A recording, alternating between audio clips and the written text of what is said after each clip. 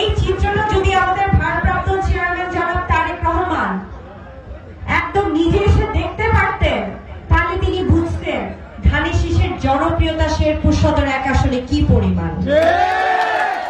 আমি কালকে ব্যাপারীপাড়া গিয়েছিলাম, দেখে তাদের আন্তরিকতায় মুগ্ধ ছিলাম। আজকে বলার চলে এসে আমি আরো মুগ্ধ হয়ে গেলাম।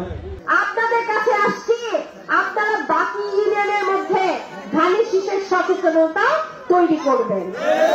আর দলের মধ্যে কোন যদি অন্তর্কন্দল থাকে সেগুলোর ঊর্ধ্বে যে সকলে মিলে এবার আর কোন ছিনিবিনি খেলা যাবে না।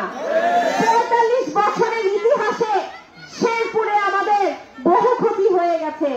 এবার সময় আসছে রেল লাইন আসার, মেডিকেল কলেজ আসার, বিশ্ববিদ্যালয় আসার, হাসপাতাল আসার, কমিউনিটি ক্লিনিক আসার, যুব সংস্থানের কর্মসংস্থানের ব্যবস্থা করার এবং আমাদের এই চরপক্ষীমারি ইউনিয়ন কৃষিকাজে খুব উর্বর মাটি, তাই না? কিন্তু পচনশীল খাদ্যদ্রব্য উৎপাদন হলেও এই খাদ্যদ্রব্য সংগ্রহের কোন সুযোগ আমাদের শেরপুরে নাই। সুতরাং এই সমস্ত কিছু আমরা করব, আপনাদের সন্তান করবে, প্রিয়াঙ্কা করবে। আগস্টের আগে যখন ছাত্র জনতা সহ বিএনপি নেতা কর্মীদের উপর হামলা চালানো হয়েছিল ফ্যাসিস্ট দ্বারা, তখনও আমাদের চরের মানুষজন এগিয়েছিল।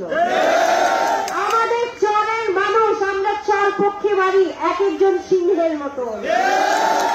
আমাদের সাথে আরো বাকি ইউনিয়নের নেতা কর্মীরাও আছে, তাদেরকে আমরা বলতে চাই আমাদের মতন সিংহের মতন গর্জন দিন।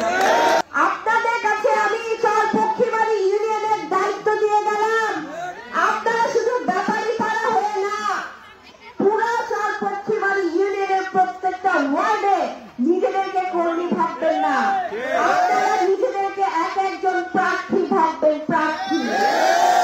সেই অধিকার আমি সন্তান হিসেবে আপনাদেরকে দিয়ে গেলাম।